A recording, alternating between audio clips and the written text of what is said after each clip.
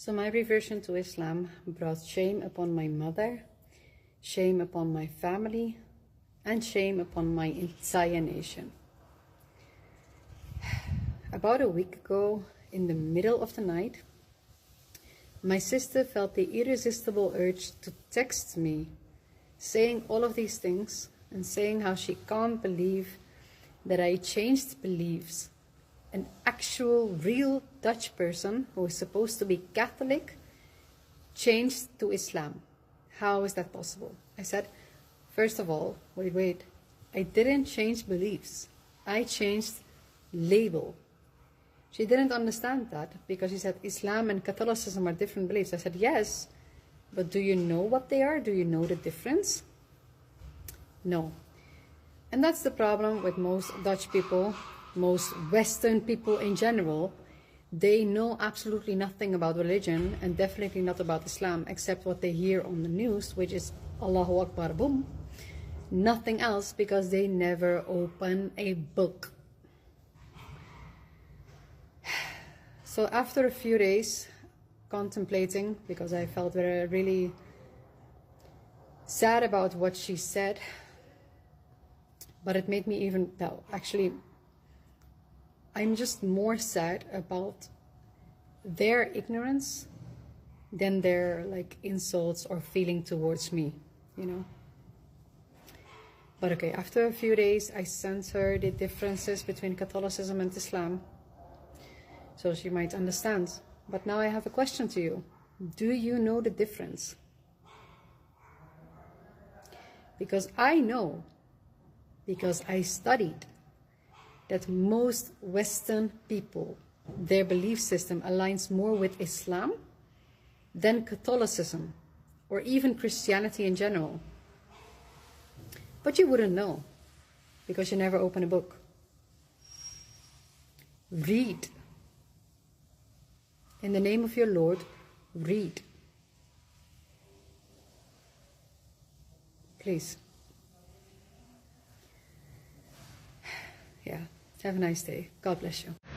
So, like I said yesterday, I was called by the Quran itself to read it. Now you might wonder, how did that happen? Well, first of all, let's say I always trust my intuition. I've always been in tune with my heart. And when I get a weird vibe, when I'm on the train and I get this sense like, get out now, I just leave. I don't wonder why, I don't use my brain, I just listen to my heart and leave. But the last few years have been very difficult for me. I lost my mother to cancer, but that's not the only thing. But I can't talk about the rest right now, but last year I felt like I was at a breaking point. And when I say breaking point, I mean the actual depths of despair, you know. I thought I can't deal with it anymore. I felt like I was losing my sanity, really. But one day I was talking with a friend of mine who is a Muslim, but we were not talking about Islam or anything like that. But he was on vacation to his home country. And he sent me an audio just saying something, and I don't even remember what he said actually. But I heard something in the background, like music. And it's, I don't know, you know, this inexplicable feeling, like it touched my heart, you know. I can't explain it. I don't know. So I asked him, what is that music in the background? And he said, it's Quran. And he sent me another audio, only a few seconds, like 10 seconds. Let's see if I can insert it here.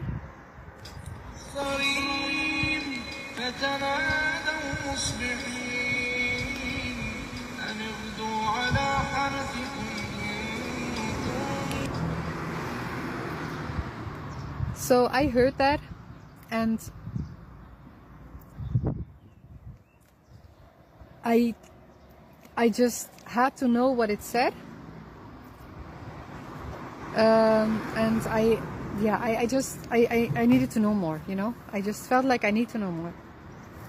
So I asked what it said, and he sent me, well, not he, because I asked someone else, another Muslim that I know.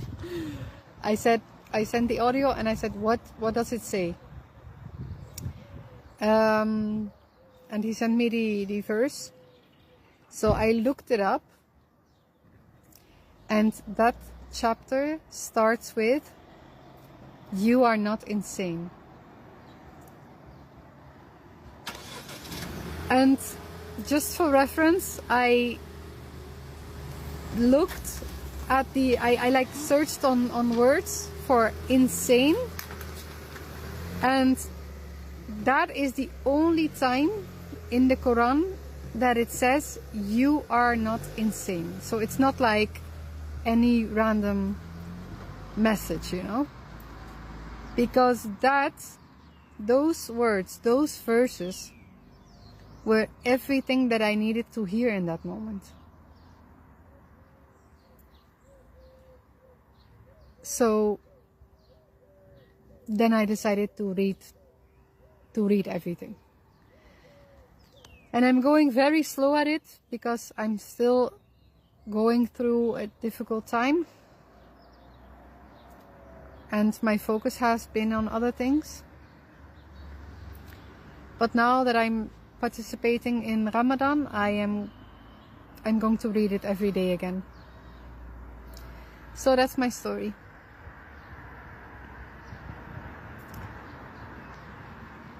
I'm going to be sharing other things. So, okay. Bye.